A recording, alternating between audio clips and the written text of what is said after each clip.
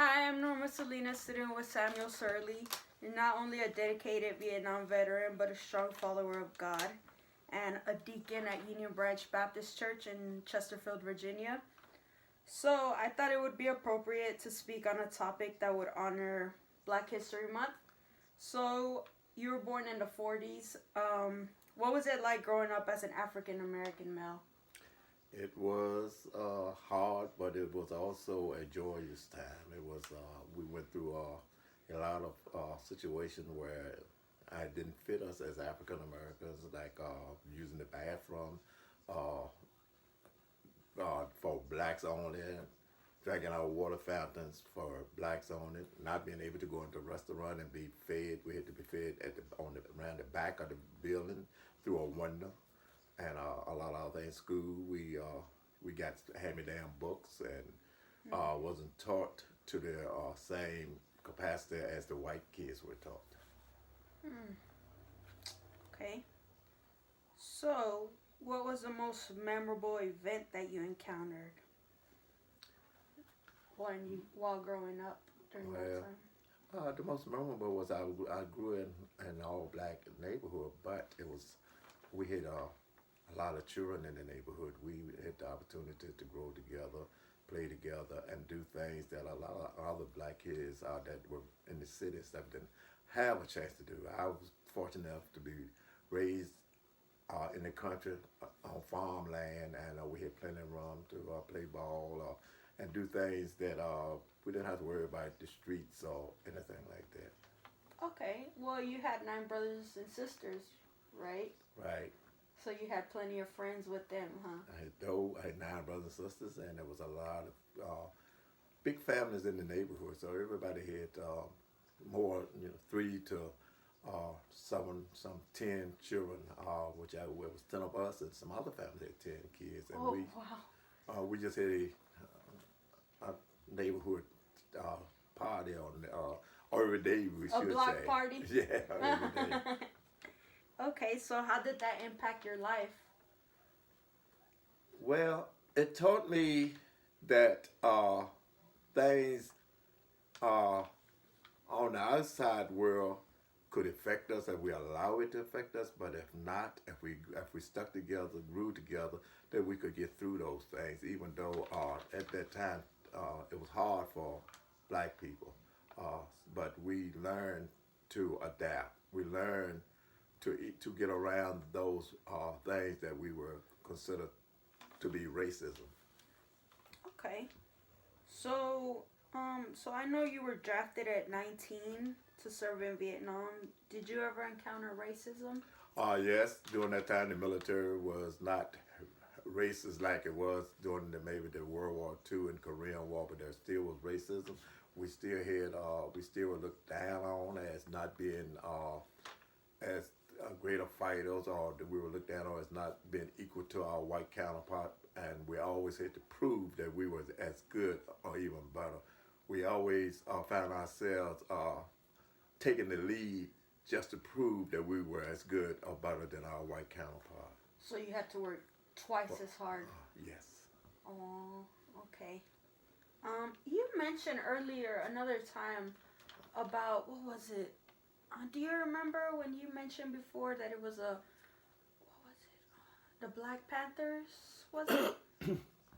Yes, that was during World War II. I'm sort of a history buff, so for years I've been studying our black culture, and that was during World War II, and it was Black Panther. When people relate to the Black Panther, they think about the Black Panther of the '60s. But there was a original Black Panther, which was a tank unit, and it fought in World War II, and it was the unit that carried Patton to Germany to Berlin. Oh, wow, that's cool. I need to catch up on my history. I wasn't listening in history class enough. Well, sad thing about it, that wasn't taught in most history No, classes. it wasn't. I don't So remember that. yeah, that wasn't taught. So we have to go out and learn.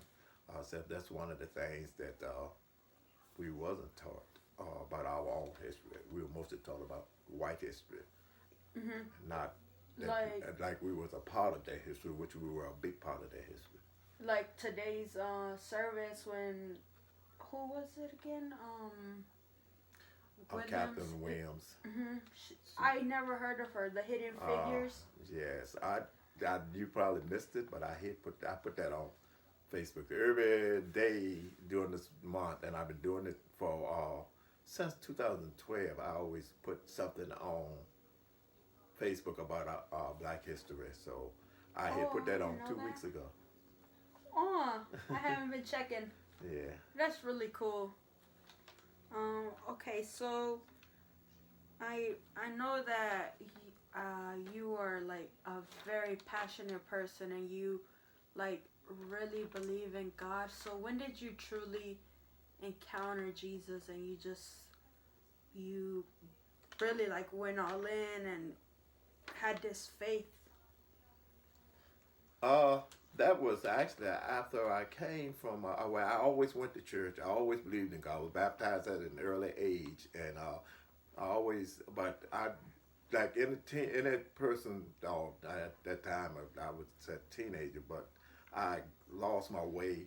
I come back to God because I was struggling when I got from Vietnam, and there was no help for us with PTSD or anything like that. And I turned to God.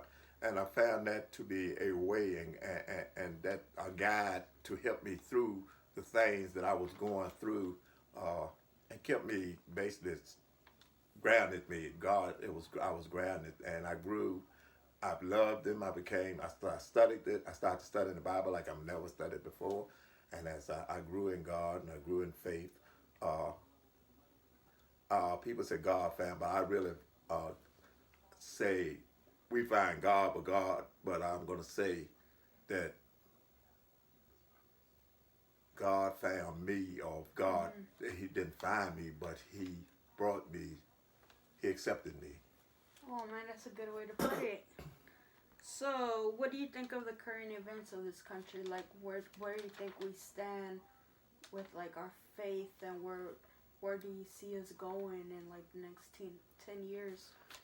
Well, I probably got better, I'm not going to say insight, but better hope than a lot of people, because with everything going on today, everything that's wrong in this country today, all of the divisions, everything, I see this country becoming a better country in the next 10 years, a country that the division, we will see it start to fade, and we will see ourselves in a better position.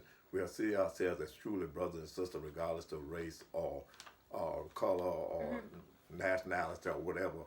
We will come together as brothers and sisters. We still would have some outside, but we'll be closer, I think, as the country grows and as we accept each other. And I think that would happen in the next 10 years. I hope so.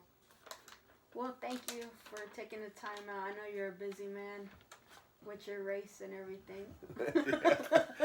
Okay, well, I'm Norma Salinas, and I am off with Mr. Surly. Bye.